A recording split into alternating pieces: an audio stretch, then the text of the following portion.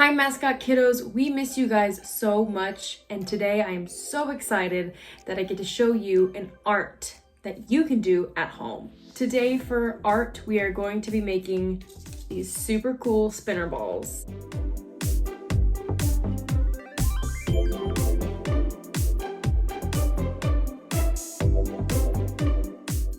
I made mine rainbow, but you could make yours any color you want. I think black and white would look really cool. You could make this the color of your favorite sports teams, Dallas Cowboys, Astros, Longhorns, Aggies. This is one of my lovely assistants. His name is Gus. You'll meet Cece, my other assistant, later on in the video. This thing is super fun to play with and it's hard to put down. Let's learn how to make it. I really can't stop playing with it. Here's what you'll need for this project. A few different color sheets of paper, a ruler, scissors, a pencil, something round to trace. I'm using a toilet paper roll, glue, and a stick that you're able to roll in your hands. I'm using a skewer.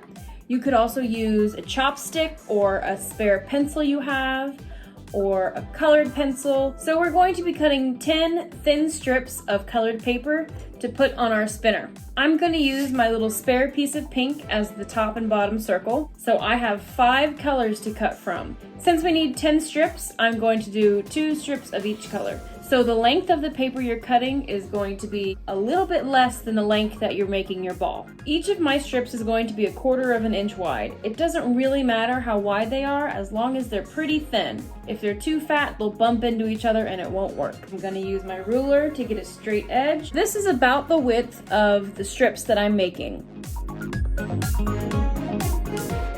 Now that we have all of our strips drawn out, we need to cut them. Make sure you're always being careful when you're using scissors, and if you need help, always ask an adult. Now you should have 10 strips of paper.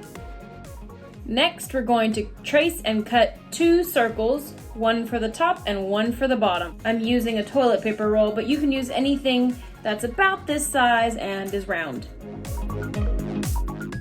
It's time to cut. A big tip I learned from my 2nd grade teacher was that it's much easier to cut if you move the paper and not the scissors. This is my assistant, Cece. She'll be helping us from time to time. So I have my 10 thin strips of paper.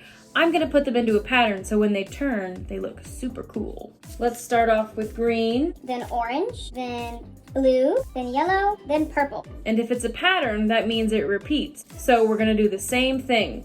First we have green. Next is orange, then blue, then yellow, then purple. This is the pattern I'm going to put them on in the circle. We're basically gonna make a giant sun with a little pink center. We're gonna start with our first color, which was green.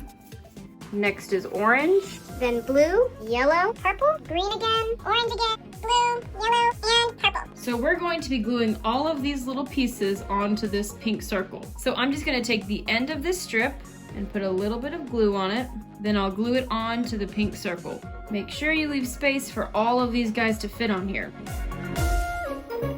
So one thing you'll notice is that the yellow will line up with the yellow, the orange will line up with the orange, and Cece is here to help. Hi, Cece!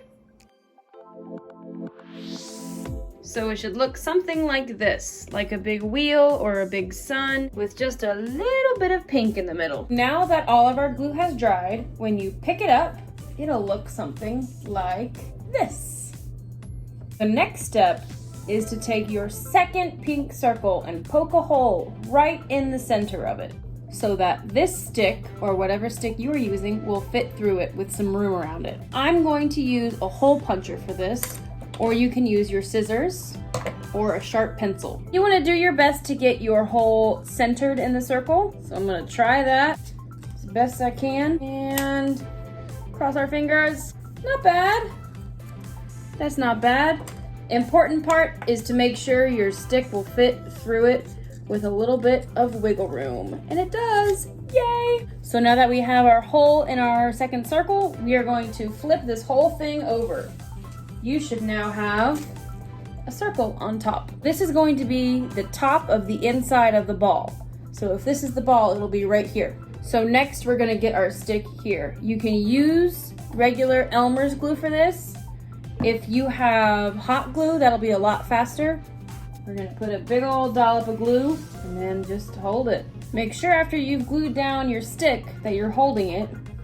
I'm blowing on the glue to try and make it dry faster. I'll take something like this cup and I'll place it right here, maybe my pencil sharpener on the other side of it.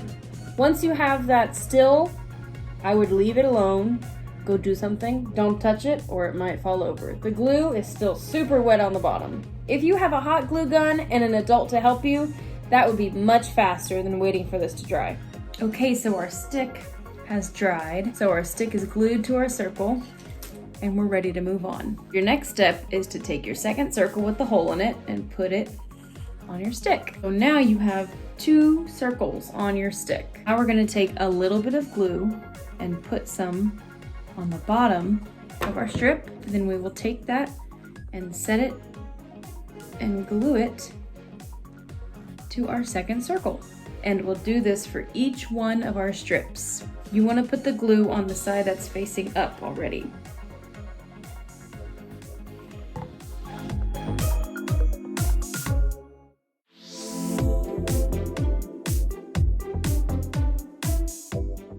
And now we're starting to see that ball form.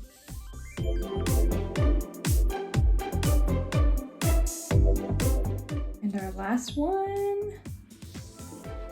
Make sure you hold it down so it doesn't pop back up at you. So here's our ball, but we have to let it dry. I know you really want to play with it, because I really do too, but leave it alone, let it dry, and we'll see how it works in a second. Here it is, our finished product. Wow, look at it go, look at it go. I hope you enjoyed doing this art. We love you and we miss you so much. Stay creative. Bye.